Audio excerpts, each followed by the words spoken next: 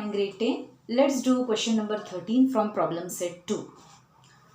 This is the diagram which is given in your textbook, and what is given is AD is perpendicular. So I have shown here 90 degree to BC, and BD is 3 times of CD. This is given, and we have to prove twice AB square is equal to twice AC square plus BC square. Alright. Now see, proof is very easy. Only the thing is you should understand. Now see, what I have done is I want to prove that 2AB square is equal to 2AC square plus BC square. I have found out all the three. 2AB square, then I have found out how much is 2AC square, then I have found out how much is 2BC square. Then I have added these two, and I found that after addition of these two, whatever I am getting is equal to what I got for 2AB square. See, for example, first I want to find 2AB square. I am considering triangle ADB. I want to find twice AB square. For that, first I will find what is AB square. This is 90 degree angle. So by Pythagoras theorem, AB square will be equal to AD square plus BD square. So AD square plus BD square. Now look at the proof. I want twice AB square. So I am multiplying this whole equation by 2. So what I get? Twice AB square is equal to twice AD square plus twice BD square. Up till here, is it clear? Now look, what is BD? It is 3 times CD. So for BD, this 2 is as it is. And for BD, I am writing 3 times CD. And that square. So at the end, what I get? Twice AB square is equal to twice AD square plus 2 into 3 square is 9 and CD square. Now 9 2s are 18. So at the end, what I get? Twice AB square. I get twice AD square plus 18 CD square. This is what I get for twice AB square.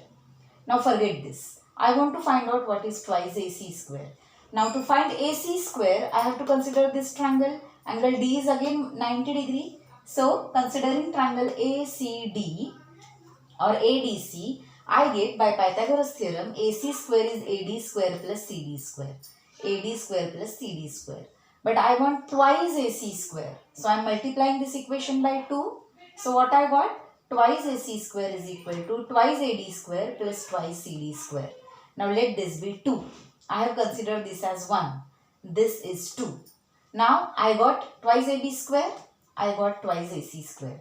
Now I have to find BC square. So let me find BC square. Now what is B to C? BC is CD plus DB. So I have written BC is equal to CD plus DB. But you know what is DB? DB is equal to DB or BD is same. Is equal to thrice CD. So for DB I am writing thrice CD.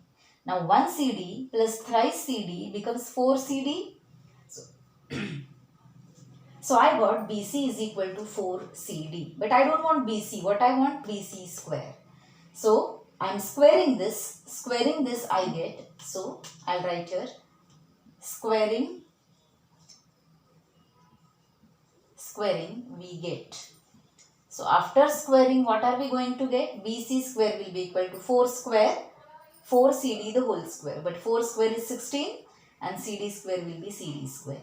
Now see students, I have separately found out first twice AB square, I have twice AC square and I have BC square.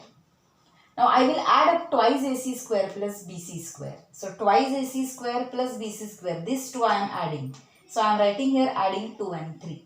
So after adding this and this, BC square, I get twice AC square plus BC square, twice AC square plus BC square. So left hand side are added. So right hand side are what? Twice AD square plus twice CD square plus BC square is 16 CD square. So I have written here 16 CD square. So these two are left hand side of equation third, second and third. I am first adding left hand side and the right hand side automatically gets added up. But what is 2 CD square plus 16 CD square? These are like terms, no? I will get 18 CD square. So at the end what I get? Twice AC square plus BC square is twice AD square plus 18 CD square. Now look at this underline and look at this underline equation. Twice AD square, twice AD square. 18 CD square plus 18 CD square. So left right hand side of these two equations are same.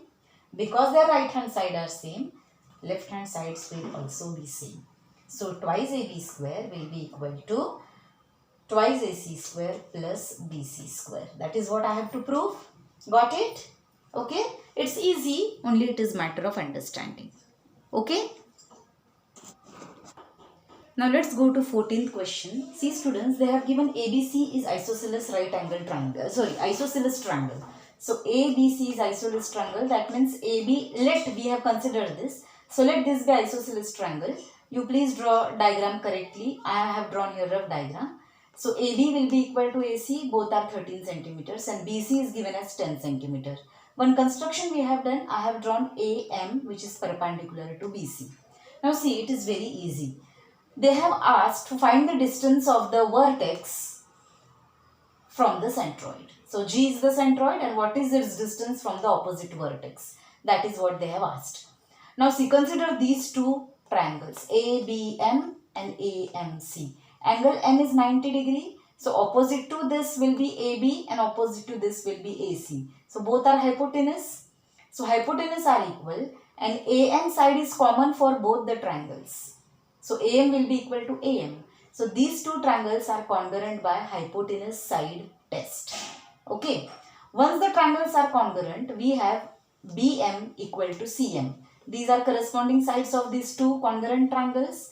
But whole BC is given as 10 and these two are equal. So these two becomes 5, 5. So I got BC is equal to 5 centimeter. Now see, applying Pythagoras theorem in triangle ABM. BM is 5 and AB is 13.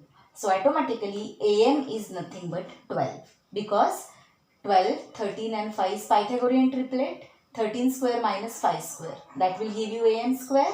13 square minus 5 square. 169 minus 25 is 144.